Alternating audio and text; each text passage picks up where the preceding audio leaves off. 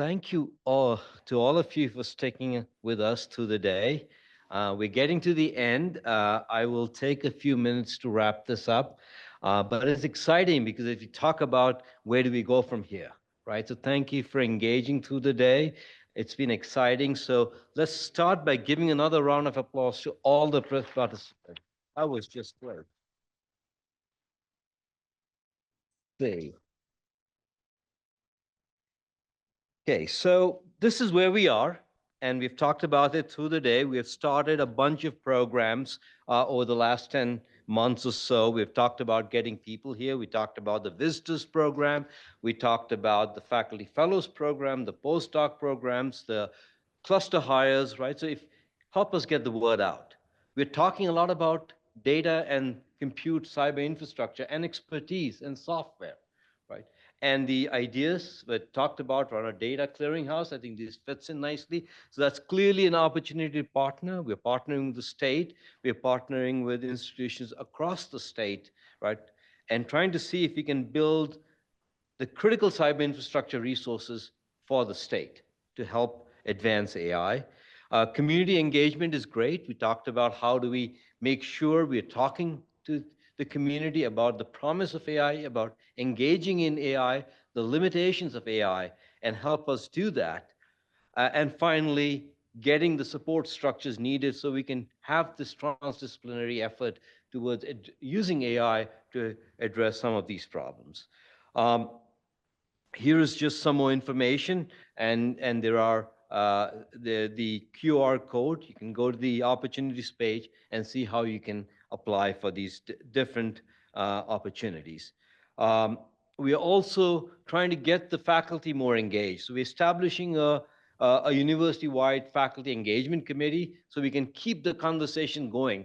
Clearly, we need different perspectives. And how do we get them in so we're not only doing things right, but also doing the right things. One thing we started, so as I mentioned, back in June, we got this group together to talk about, how do we partner? And we're finding a lot of interest. So one thing we're launching is this special interest group, right? It's a way to facilitate kind of focused conversations in different areas of interest, whether it's AI infrastructure and sharing of data and sharing of resources and expertise, around AI policy, around frameworks and practices for responsible AI. What are the best practices there?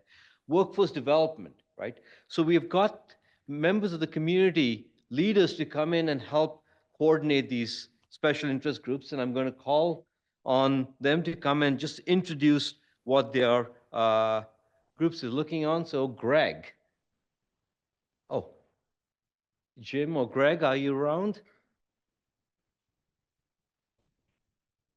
And maybe just for efficiency, if you are leading or co-leading any of these special interest groups, if you just want to go ahead and make your way up one way or the other, that way we can kind of run through these relatively quickly, that would be great. Thank you. Perfect. My name is Jim Stewart. My role is the Chief Technology Officer for the Utah Education and Telehealth Network. And our time is short and we've had a lot to think about today. Just want to leave you with 5 quick thoughts. One is the idea of robust yet fragile. And I was introduced to this idea many years ago, where everything that we're doing, you depend on these infrastructures that we have to be able to run all these great ideas that we've talked about today. And yet the next, it drives fragility into our networks. Why is that and our infrastructure? Because of this complexity that we're dealing with, and we continue to grow this complexity, and we're trying to figure out how to deal with all of this. So the third idea is we're putting a lot of pressure on, and there's so much demand for capacity, for reliability, for privacy, for security of these infrastructures. So what are we doing to combat that? We're putting in and instrumenting this infrastructure, and we're collecting data, and we can use that data. But our tools for analyzing that data are quite dated. And we need to be able to understand this data. And that's where AI and machine learning comes in. We need that so that we can continue to grow this infrastructure to meet all of the demands that you are putting on us. And so we'll continue to work on that. So thank you very much.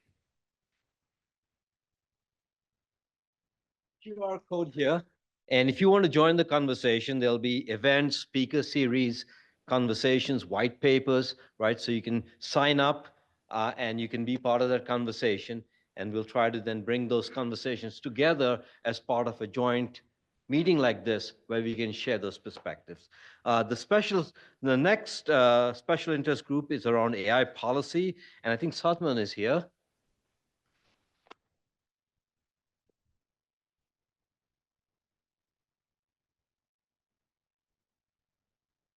Hello. So I told them I have stage fright, so I can't come up alone. So I brought them in over here as well. So I am from Utah Tech University, and then the other members will introduce themselves. Our goal is, the theme that you were thinking about is AI policy. Are we dealing with the monolith or the matrix? Because what we come across this discussion on different campuses in industry is that AI is a monolith that we are thinking about. How do we make a policy? How do we control it? How do we work with it? What's happening in reality? We are in the matrix, not the matrix, but a matrix. We have been using it, we are using it, and we will be using it. And that should be the approach of creating policies, because every day when I'm using it, there is no policy at institutions. So I am using it as I go, making things up. So my two friends will introduce themselves, and they're the ones who make the bulk of the policy machine. Thank you. Hi, everybody. I'll just quick introduce myself. I'm with Foley and Lardner, which is a national law firm. And why am I here? I work with a lot of clients that have issues in artificial intelligence, and I've been really excited about what Utah's done in trying to lead out with its legislation, and what the university is doing with the initiative that we've been talking about today. And the hope is that we can leverage not just our local resources, but national resources to do this the right way. And we're excited to be on the policy group and hope that you'll come and facilitate the dialogue. And I'm Brady Young. I'm AI policy and legal analyst for the newly created Office of AI Policy at the Department of Commerce, which my director, Margaret Bussey, talked about. We very much have an open approach as well, inviting people into our learning laboratory. And if you want more information about that, please seek us out at our website. But we are very excited to be coordinating, as you can see, with the RAI Institute here.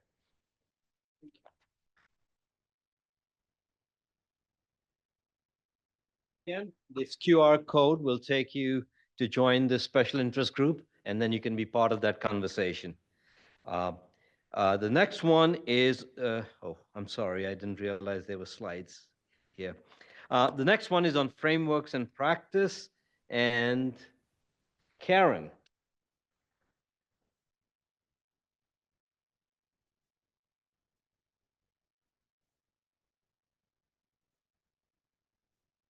Okay, can everybody see me? This is always my question. Okay, I'm Karen Frost. I am a faculty member here at the U. I am very, very excited to be working on the special interest group for framework and practice. And I'm working with Denise Farnsworth from state, yay! And Jared Hoskins, who is Summit B, okay? And what we are gonna be looking at is, yes, we're gonna start thinking about how we as public-private university partnerships that we're developing frameworks for looking at and developing substantive, ethical, collaborative, adaptable, and actionable frameworks. Okay, so just a small set of things we're going to be doing. But we would really like to have you come in, and we've got some framework considerations, and then we've got some practice considerations and developing tools and that kind of thing. We'd really like to have you work with us. So anybody who wants to work with us, please let us know. And I see, Manish and Penny, how all of these SIGs are going to cross-pollinate one another, and I think that's fantastic. So anyway, I think that's me.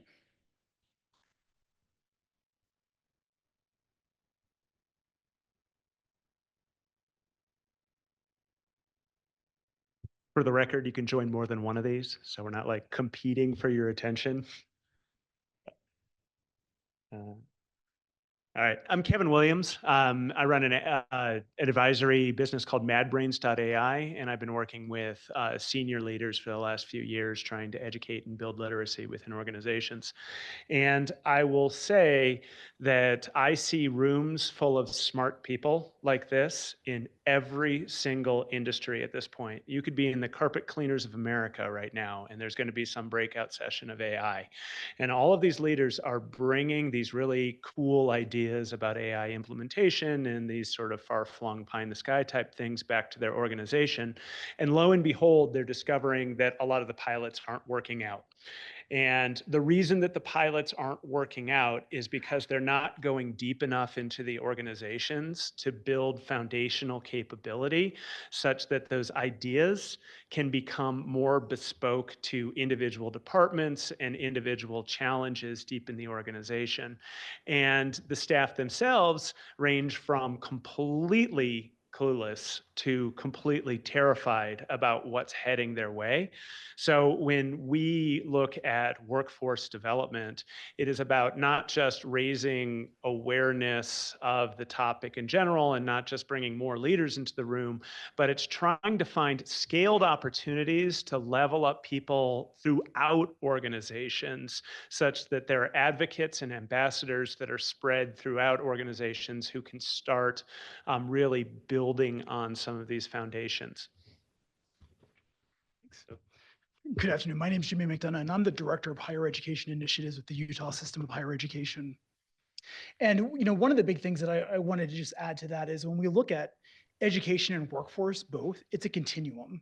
And so when we're talking about education, we're looking at that kindergarten level to that postdoc, to that person that's trying to upskill and all of those things in between. And same thing from workforce, it's that entry level person to that person that's just coming back, that's returning to work after a career break, or someone who's retired. And what are those skills that are necessary for each one of those pieces?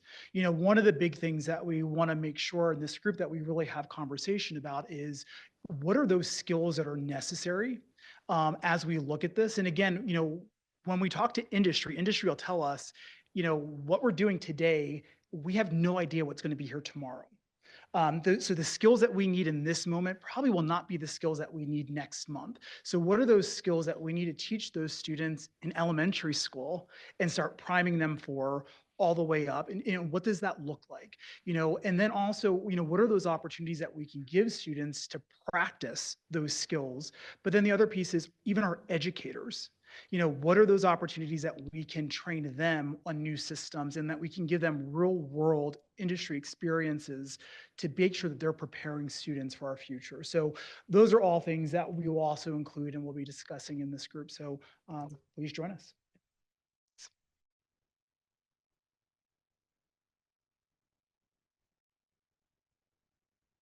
Thank you. And as if you can join more than one of these.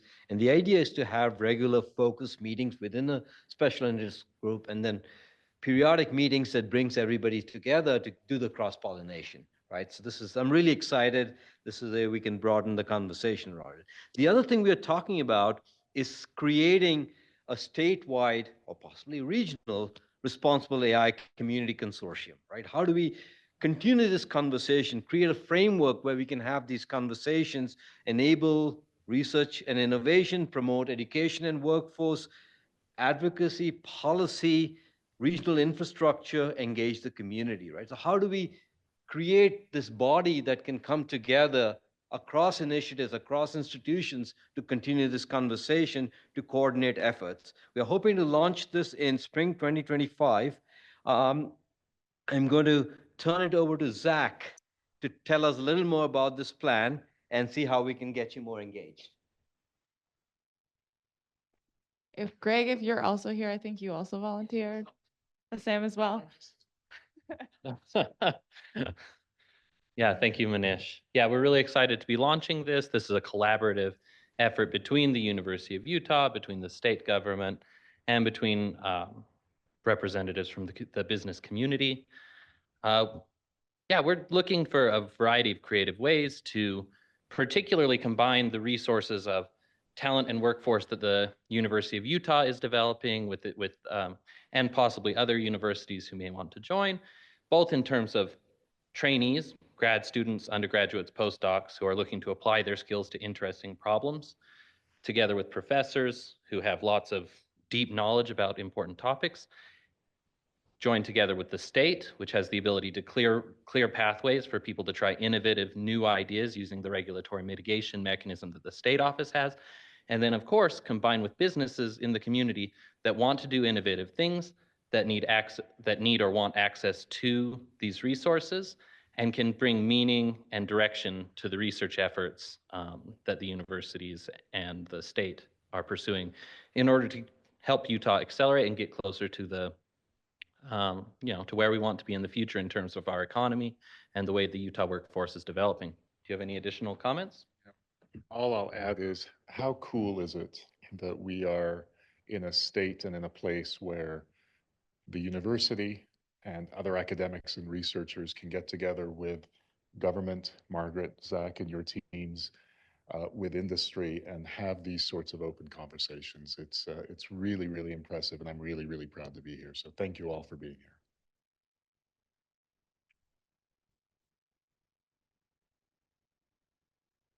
We'll share these slides in more details, but here are some of the principles that we have. The idea is to bring people together around these common shared principles around responsible innovation, democratization, knowledge sharing, openness, collaboration and engagement, continuous learning, and societal relevance, right? So these were the founding principles for this consortium in envisioning, and we want to bring in an open way, communities, institutions together to be part of this so that we can collectively realize this potential of AI for the state and beyond. A couple of, I'm almost to the end, a couple of things to get on your calendar.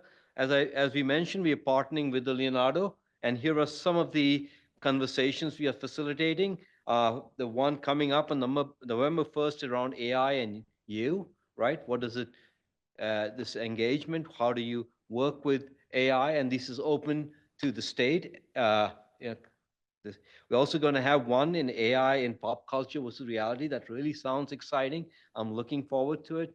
Cancer and AI, right? We have a very strong cancer institute and research program. And what is the engagement there, right? So this is just the beginning, and wanted to get these on your calendar. And with that, I want to thank you. One quote that I read many, many years ago, it's attributed as an African proverb, goes something like this, and it's inspired me, right? It says, if you want to go fast, go alone. But if you want to go far, go together, right? And we have this long journey on AI, and we have to go at it together. And that's the goal here. So come join us. Let's move and realize the potential of AI. Thank you for spending the day with us, and join me in thanking Penny and Patty and Brenda and Karen and Kate and Deb and everybody. Please, they have put this event together. They worked really hard. So join me in giving them a big hand.